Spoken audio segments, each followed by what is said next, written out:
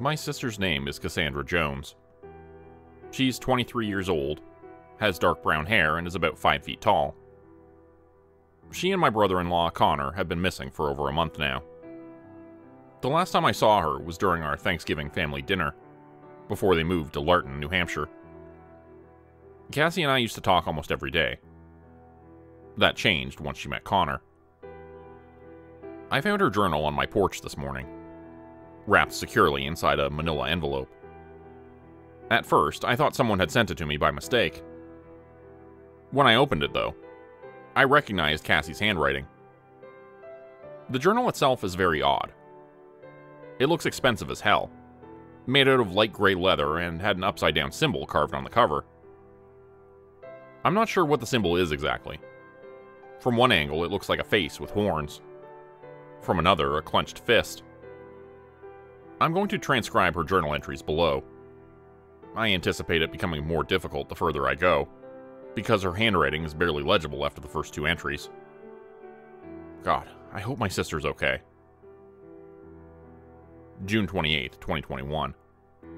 I'm starting a journal because Connor said it would help me with my anxiety. I don't think my anxiety is that bad, but I don't mind doing this for him. I've actually never kept a journal before, so I'm not quite sure what I'm supposed to write about. I live a very boring life. Connor is the breadwinner of our family. He's a police officer and he grew up in Larton. He seems happy to be back here.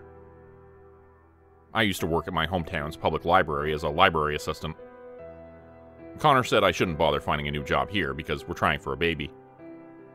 The less stress, the better. We've been trying for the past few months, and so far, nothing. According to our doctor, we're good to go. We just need to give it time. What else am I supposed to write about? Connor and I met nearly 2 years ago, right after I graduated from college. Honestly, I never thought someone like him would be interested in someone like me. He's 12 years older and knows so much about the world. He's brilliant, charming, and funny.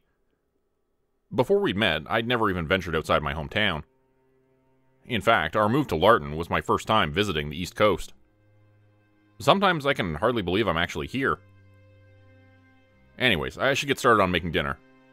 I'll write more later. July 1st, 2021. I had the strangest dream last night. Connor says it's because I'm still getting used to living somewhere new. In my dream, I woke up and he wasn't in the bedroom with me. I knew somehow that something was wrong. That we were in danger from something.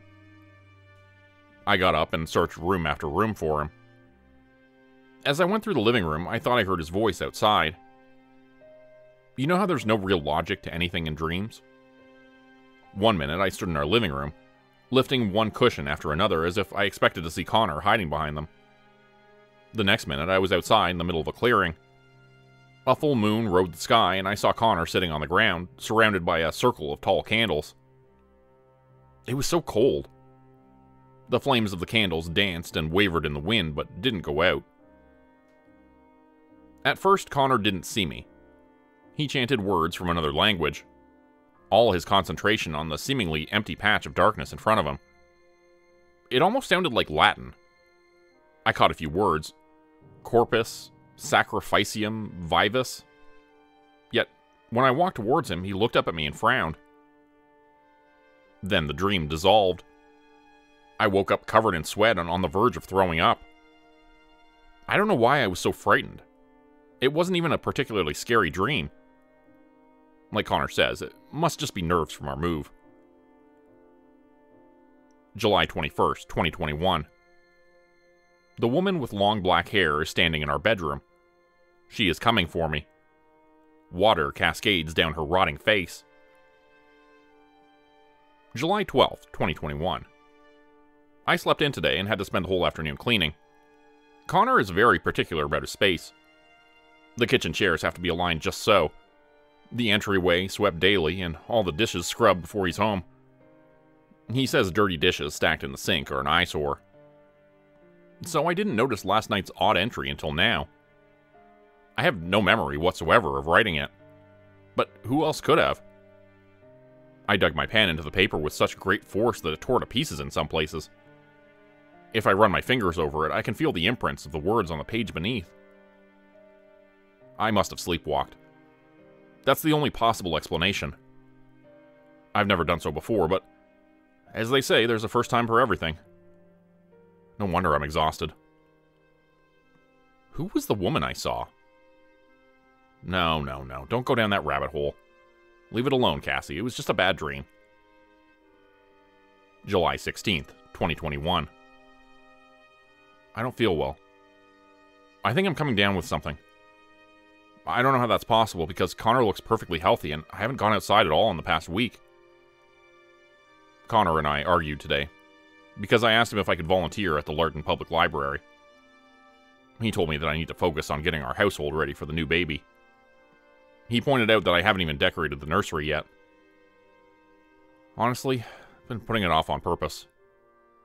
It's silly, but the yellow wallpaper in the nursery seems to mock me. That and the empty crib. It's a perpetual reminder I'm failing at the most basic task of womanhood. I'm starting to dread going inside there. You do your job, I'll do mine, Connor said. I don't want you getting distracted. And then he smiled at me. That crescent moon smile of his. His lips are very thin, and sometimes his wide smile unsettles me. What Connor doesn't understand is that I miss having friends nearby.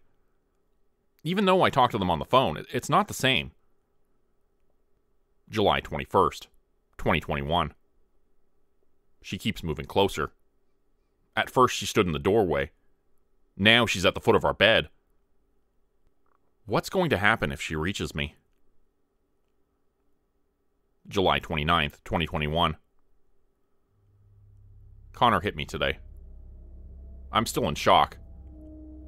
Even though I know he has a bad temper, I never once thought he would hurt me.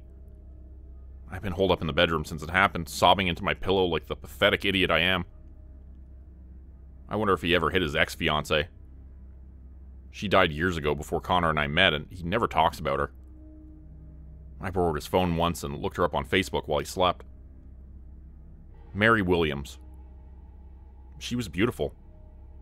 Warm brown eyes, long curly hair, red lips stretched in a gentle smile. I thought about calling my parents, or even my older sister Charlotte, to talk about what happened. I can't. I'm too ashamed. My entire family told me from the start that Connor is too controlling. They said I deserved better. At the time, I told them off because they didn't understand our relationship. I thought everyone was overreacting. Joke's on me. Maybe I deserve this. July 30th, 2021. Connor never came to bed last night. After he left for work, I ventured into the kitchen and saw the bouquet of roses on our kitchen table. He wrote a very sweet, apologetic note and said he was sorry for losing his temper at me. It was inexcusable. He said I was the most precious, beautiful thing in his life right now. As I read that note, I remembered how much he loves me. He just wants what's best for me. I'm so lucky to have him. I know how hard he works to make sure I can stay home. Meanwhile, how do I repay him? By being an overly sensitive, clingy, anxious mess. For God's sake, I've hardly even touched the nursery lately. I overreacted last night. I'm glad now that I didn't call my family members like I wanted to. Connor is right. It'd be silly to throw away our relationship over a one-time incident. I love him so much. August 9th, 2021. I watched her lean over me. I tried to get up and run. I couldn't move. I couldn't move. She placed her hands on me and her fingernails dug into my face until I bled. August 10th, 2021. I woke up this morning and felt a hard lump on the back of my neck. I panicked. My first thought was that I had thyroid cancer, just like everyone else on my dad's side of the family. I tried to use my compact mirror to see what the bump looked like, but the angle was too awkward. Then I tried to take pictures of it with my phone. All the shots came out too blurry for me to see it clearly. I'm scribbling this as I sit at the kitchen table. I can't concentrate on anything. I'll ask Connor to look at it after we've eaten dinner. Connor said he didn't see anything. I think I'm going insane. I can feel the bump throbbing. It doesn't hurt exactly, I'm just very aware of it. It almost seems to be getting bigger. August 12th, 2021. I can barely bear to write about what happened today. On my first try, my hands shook so hard that I ripped out the previous page because it was an illegible mess. I need to talk to someone, and since I can't talk to my family or friends, I'm writing it down here. It's funny that I started out so skeptical of journaling. Now this journal is a lifeline. It's official. I've gone insane. When I went into the bathroom this morning, I saw that the bump on my neck had in fact grown larger. So, for some idiotic reason, I decided it would be a good idea to press down on it. It burst open in a shower of blood and yellow fluid.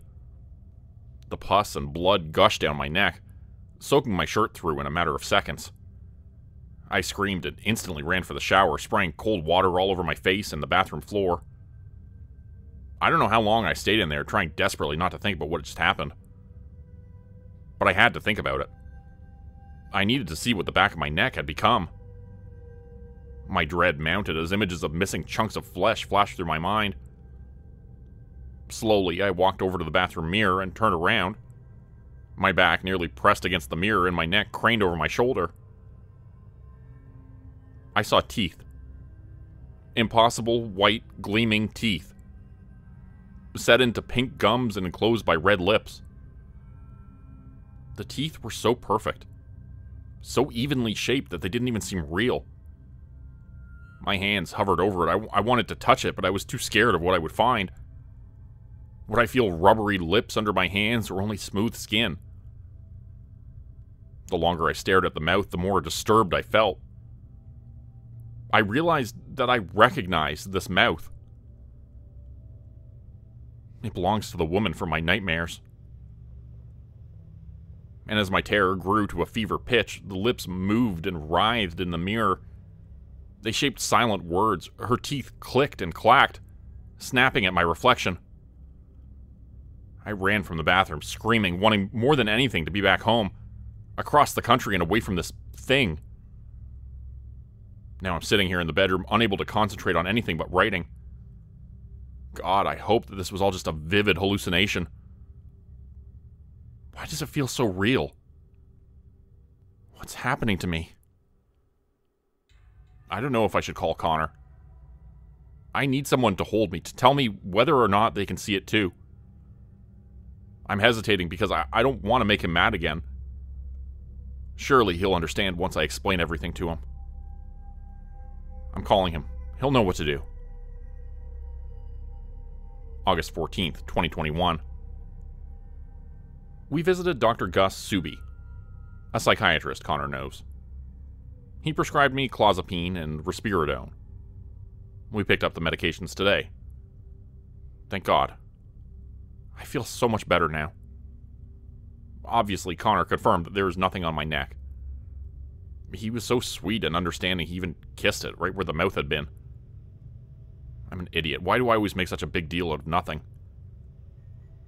Earlier, I looked at my reflection. For a second, I thought I saw 2 additional bumps on the back of my neck, centered over my mouth. I blinked and they were gone. I'm fine. I'm okay. Like Connor said, it was just a hallucination. August 17th, 2021. The mouth on my neck is still there. The additional bumps on my neck are eyes. They burst open last night and the blood and pus soaked my pillow, filled my mouth. 2 blinking eyes with delicate black eyelashes. I can see long black hair drifting in the air beside my face. August 18th, 2021. I know for sure that I sleepwalk now, because I found myself waking up in the kitchen holding a butcher knife to my own throat. It had actually drawn blood. When I became aware of what I was doing, I was so surprised. I dropped the knife and it fell blade over hilt, nearly impaling my left foot. Jesus. I had hoped the nightmares were over. I guess not. I washed the knife and mopped up the blood. I'm glad that Connor wasn't here to see this. How strange that I can't even remember the nightmare. Though I'm sort of grateful, too. It must have been awful. I reread the handful of odd nighttime journal entries, the ones I wrote while sleepwalking. They sound like the ravings of a madwoman. It's a good thing no one else is reading this. Especially not Connor. August 20th, 2021. Some good news at last. I took a pregnancy test today and it was positive. I went through 2 more sticks just to be sure, and every single one of them came back with 2 lines. Finally, I'm having a baby. Connor's baby. I called him to let him know, and we both started crying. He sounded so happy. We're both hoping our baby will be a girl. If I had any doubts about moving here, they're gone. I guess it's time to decorate the nursery. The first thing I'm going to do is rip down all that disgusting wallpaper. August 29th, 2021. Over the past week, I've been getting steadily weaker. I don't know why. I feel exhausted all the time, and I can't move except in short bursts that leave me dizzy. Like I'm close to passing out. I can barely hold this pen. I wonder if it's a side effect of the medications I'm taking.